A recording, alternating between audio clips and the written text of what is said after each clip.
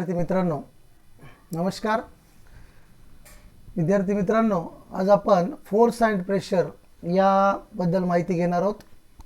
तर त्याच्यामध्ये आपल्याला पहिल्यांदाच असा प्रश्न विचारलेला आहे की what is a force. Force is a physical quantity which changes the state of rest or uniform motion of an object in a straight line. म्हणजे स्ट्रेट लाईनमध्ये त्याचं मूवमेंट जे असेल ते दाखवून देते, किंवा रेस्टमध्ये असेल तर त्याचं रेस्ट चेंज करते. A stationary object on which no force acting remains stationary. एखादा ऑब्जेक्ट स्टेशनरी असेल आणि त्याच्यावर कुठलाही फोर्स ॲक्ट होत नसेल तर stationary object on which no force is acting remains stationary and an object in motion continues to move with the same speed and direction when no force is acting on the object. This is Newton's first law of motion. याला न्यूटनचा first law of motion म्हणतात.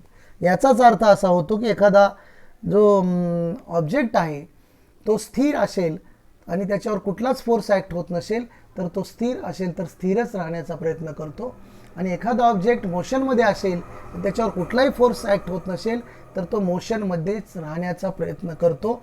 यालाच आपण काय म्हणतो, Newton's first law of motion असं म्हणतो. आता या ठिकाणी आपल्याला काही एक्झाम्पल्स दाखवलेले आहेत. बघा, इथं या पहिल्या फिगरमध्ये 3.1 मध्ये आपल्याला काही ॲक्शन्स दाखवले आहेत. तर तो एक व्यक्ती जो आहे तो काय करतो, कारला ढकलत आहे, दुसरा मुलगा कुत्र्याला ओढत आहे, तिसरा जो आहे मुलगा तो बॉलला किक मारलेला आहे आणि बॉल जात आहे असं आपल्याला दिसून येते. मग आता contact and non contact forces. In figure 3.1 a car moves in a forward direction when a man applies force from behind. A reluctant dog is being pulled by his master and a boy playing football is kicking the ball away. What do you observe from these? Force act on two bodies through an interaction between them. आणि या ठिकाणी या दोन्ही बॉडीमध्ये प्रत्येक एक्झाम्पलमध्ये एक contact आपल्याला किंवा इंटरॅक्शन दिसून येते. लक्षात आलं का? आणि दुसरं जे एक्झाम्पल आपल्याला दिलेलं आहे इन फिगर 3.2 मध्ये बघा, iron nails get attracted to the pole of a magnet due to magnetic force. Magnet घेतलं आणि आयर्न नेलवरून जर आपण फिरवलं तर त्याला ते अट्रॅक्ट होतात. हे आपण यापूर्वी सुद्धा बघितलेलं आहे. इथं या ठिकाणी जर बघितला तर ह्या आयर्न नेल आहेत, हे मॅग्नेट आहे, या ठिकाणी त्याच्याकडे ते अट्रॅक्ट झालेले दिसून येतात. परंतु सुरुवातीला त्यांच्यामध्ये कुठलंही इंटरॅक्शन नव्हतं किंवा कॉन्टॅक्ट नाही. दुसरं एक्झाम्पल, इथं काही पेपर्स इथं टाकलेले आहेत बघा, आणि त्याच्यानंतर हा कॉम्ब आहे. हा कॉम्ब जो आहे जर आपण जर रब केला, घासला केसांवर आणि तुकडे तुकडे जर केले पेपरचे आणि त्याच्याकडे तो अट्रॅक्ट होतो. आणि तिसऱ्या फिगरमध्ये जर बघितला तिथे हे जे नारळ आहे ते झाडापासून खाली पडत आहे असं हे इथं दाखवलेलं आहे. तर आता इथं याच्यामध्ये कुठलाही coconut is following from the coconut tree असं आपल्याला म्हणलेलं आहे. दुसरं, objects are attracted to the earth due to the force of gravity. The force of gravity त्याच्यावर काम करते आणि त्यामुळं ते तिकडे अट्रॅक्ट होते. दुसऱ्या एक्झाम्पलमध्ये जे आहे, comb gets rubbed against air, small pieces of paper kept on a table get attracted to the comb. त्याच्याकडे अट्रॅक्ट होतात.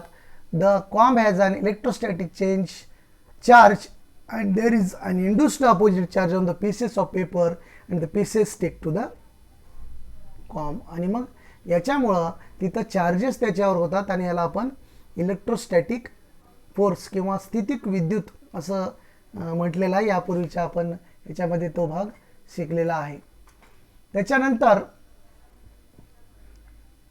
आता इथं परत तेच सांगितलं आपल्याला, फिगर 3.1 मध्ये forces is sent to act on through direct contact, आणि 3.2 मध्ये डायरेक्ट कॉन्टॅक्ट कुठलाही नाही. म्हणून 3.1 मधल्या फोर्सेसला आपण काय म्हणतो, त्यांना आपण म्हणतो कॉन्टॅक्ट फोर्सेस, आणि 3.2 मध्ये जे आपण एक्झाम्पल्स बघितलेले त्यांना म्हणतो आपण non contact forces.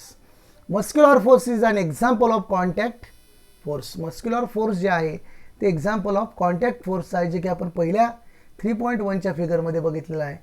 is applied to the object with the help of our muscles. It is applied in several cases such as lifting, lift करण्यासाठी एखादी वस्तू, पुशिंग करण्यासाठी किंवा पुलिंग करण्यासाठी, ह्यासाठी आपण त्याचा वापर करतो.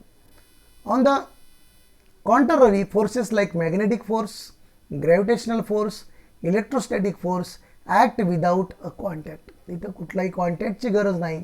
Therefore these are the examples of non contact forces. आता पुढचा एक आपल्याला बघायचा आहे force. When a ball is kept on a table and pushed a little, it moves ahead and gets slow and stop. एखाद्या टेबलवर आपण बॉल ठेवला किंवा जमिनीवर बॉल ठेवला आणि थोडंसं पुश केलं, थोडंसं तो जाईल आणि स्टॉप होईल. किंवा एखादी car running on a plain road travels some distance and stops after the engine is switched off or brakes apply आपण केले तर स्टॉप होईल. This is because of the force of friction between the ground surface and the object in a motion. म्हणजे ground surface आणि ऑब्जेक्टमध्ये friction असतो. Friction is a special type of force and it opposes the applied force and the direction of the force. लक्षात आलं का? आणि smooth सरफेसवर friction हा कमी असतो आणि रफ सरफेसवर फ्रिक्शन हा जास्त असतो. आलं का लक्षात? In the absence of frictional force the object would have remained in motion. आणि ॲब्सेन्स ऑफ फ्रिक्शनल फोर्स असेल तर तो मोशनमध्ये राहतो. Frictional force is very useful in daily life. आणि डेली लाईफमध्ये तो अतिशय युजफुल आहे. While walking we push the ground behind with our feet. In the absence of friction we will slip and will not be able to walk. आणि फ्रिक्शनच्या ॲब्सेन्समध्ये आपण walk करू शकत नाही. All the objects in motion have a frictional force acting on them which is acting in the direction opposite to the motion of motion or applied force म्हटलं तरी इथं चालू शकेल. आता तुम्ही जर बघितलं तुमचे शूज बघा, शूजच्या खाली जे आहे खडबडीत त्याला ग्रोव्ज दिलेले आहेत. लक्षात आलं का? किंवा जर तुम्ही सायकलचा किंवा गाडीचं टायर जर बघितलात तर त्याच्यावर सुद्धा ग्रोव्ज दिलेले आहेत. हे कशासाठी आहे तर फ्रिक्शनसाठी. आलं का लक्षात? आणि फ्रिक्शन असेल तरच आपण त्या गोष्टी करू शकतो. फ्रिक्शन शिवाय या गोष्टी करता येणार नाहीत. You must have seen that one tends to slip over banana peel on the street. Similarly one can slip due to mud. Banana peel असेल किंवा त्याच्यावरून घसरताना आपण बघितलेला आहे किंवा चिखलमय भाग असेल, पाऊस पडलेला, अशा ठिकाणी सुद्धा आपण स्लीप होतो. Both the examples of occur due to reduced friction. आता त्याच्यानंतर एक ॲक्टिव्हिटी दिली आपल्याला. Take 2 plastic bottles with rectangular shape. Rectangular शेपच्या 2 प्लॅस्टिक बॉटल्स घ्या. Close their openings by fitting the lids tightly. आणि त्यांचे जे ओपनिंग्स आहेत त्या क्लोज करा लीडच्या सहाय्याने. Keep 2 small bar magnets on them and fix them neatly using the sticking tape. आणि त्याच्यावर एक मॅग्नेट ठेवा आणि त्याला स्टिकिंग टेप लावून व्यवस्थित फिट करा. आणि अशा पद्धतीने आपल्या इथं 2 बॉटल इथं तयार झालेल्या आहेत.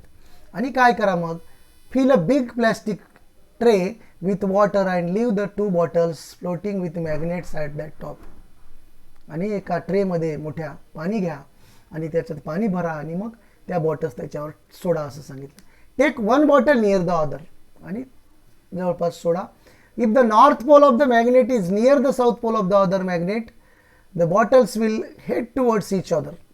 आणि साऊथ पोल आणि जर नॉर्थ पोल एकमेकांच्या समोर आले तर त्यांचे हेड्स एकमेकांकडे वळतील असं सांगितलेलं आहे. कशामुळे होते तर मॅग्नेटमध्ये आपण बघितलेलं आहे opposite poles of magnet attracts each other आणि same poles repels each other. Same pole आले तर त्या दूर दूर जातील आणि अपोजिट जर पोल्स आले तर ते अट्रॅक्ट होतील. अशा रीतीने इथं काय होतील ते आपल्याला मुवमेंट दाखवतील. परंतु या ठिकाणी सुद्धा कुठलंही कॉन्टॅक्ट त्यांच्यामध्ये नाही. म्हणजे एक्झाम्पल कशाचं आहे, नॉन कॉन्टॅक्ट फोर्सचं एक्झाम्पल आहे. Because unlike poles attract each other, observe what will happen when directions of bottles are changed. We can observe change in the motion of the bottles without any direct contact. This means that there exists a non-contact force between the two magnets. त्याच्यानंतर कॉमच्या बाबतीत सांगितलं आहे example आपलं. We have learn about static electricity in the previous standard. Previous स्टँडर्डमध्ये आपण static electricity बघितलं आहे. Electrostatic force is a non contact force also. To verify this, do the experiment and perform it. Okay, आजच्या पिरियडला आपण इथेच थांबू. पुढचा जो भाग आहे बॅलन्स्ड अँड अनबॅलन्स फोर्स हा पुढच्या तासाला पाहू. ओके.